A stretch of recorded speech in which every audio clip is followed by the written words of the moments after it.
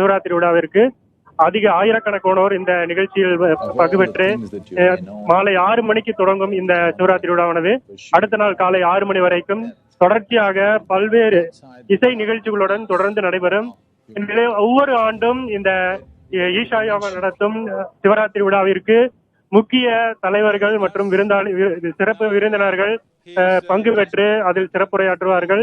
அதன் அடிப்படையில் இந்த ஆண்டு இன்று நடைபெற்ற இந்த சிவராத்திரி விழாவில் இந்திய துணை குடியரசுத் தலைவர் வெங்கையா நாயுடு அவர்கள் பங்கு பெற்று பொதுமக்களிடையே சிறப்புரையாற்றினார்கள். யோகா குறித்து இந்தியாவில் பெரும் ஒரு விழிப்புணர்வை ஏற்படுத்தி வரும் நிலையில் உலக அளவில் இந்த யோகாவை கொண்டு சென்று அதனுடைய பயன்களை எடுத்து செல்ல வேண்டும் என்ற ஒரு கருத்தை அவர் இந்த சிவராத்திரி விழாவில் தெரிவித்திருந்தார். இதனைத் தொடர்ந்து மத்திய அமைச்சர்கள் மற்றும் தமிழகத்தைச் சேர்ந்த அமைச்சர்களும் இந்த சிவராத்திரி விழாவில் பங்கேற்றிருந்தார்கள். தமிழகம் மட்டுமல்லாது இந்தியாவின் பல்வேறு மாநிலங்களிலிருந்தும் வெளிநாடுகளிலிருந்தும் இந்த சிவராத்திரி விழாவில் ஆயிரக்கணக்கான மக்கள் பங்கேற்றிருக்கிறார்கள். சுதீஷ், இங்கு சிறப்பு விருந்தினர்கள் யாரெல்லாம் வந்திருக்கிறார்கள்? சுதீஷ்,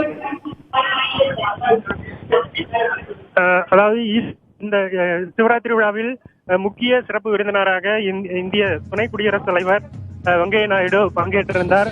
அதே போலவே